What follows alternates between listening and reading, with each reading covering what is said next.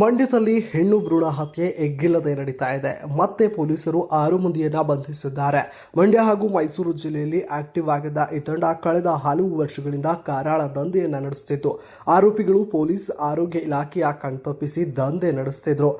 ಬನ್ನೂರಿನ ರಾಮಕೃಷ್ಣ ಗುರು, ಮೈಸೂರಿನ ಸೋಮಶೇಖರ್ ಪಾಟೀಲ್, ಪಾಂಡವಪುರ ತಾಲೂಕಿನ ಹಿರೇಮರಳಿ ಗ್ರಾಮದ ನವೀನ್, ಹರಳಹಳ್ಳಿಯ ಜಬ್ಬರ್, ಕೆಆರ್ ನಗರದ ಶಂಕರ್ ಬಂಧಿತ ಆರೋಪಿಗಳಾಗಿದ್ದಾರೆ. ಬಂಧಿತರಿಂದ ಸ್ಕ್ಯಾನಿಂಗ್ ಮಷೀನ್, ಕಾರುಗಳನ್ನು ಕೂಡ ವಶಕ್ಕೆ ಪಡೆಯಲಾಗಿದೆ. ಇದುವರೆಗೂ 50ಕ್ಕೂ ಹೆಚ್ಚು ಹೆಣ್ಣು ಭ್ರೂಣ ಹತ್ಯೆ ಮಾಡಿರೋದು ಬಯಲಾಗಿರುವಂಥದ್ದು. ಇನ್ನು ಆಸ್ಪತ್ರೆಗೆ ಸೋನೋಗ್ರಫಿ ಟೆಸ್ಟ್ ಮಾಡಿಸಿಕೊಳ್ಳಲು ಬರ್ತಾ ಇದ್ದಂಥವರನ್ನೇ ಈ ಆರೋಪಿಗಳು ಟಾರ್ಗೆಟ್ ಮಾಡಿಕೊಂಡಿದ್ರು.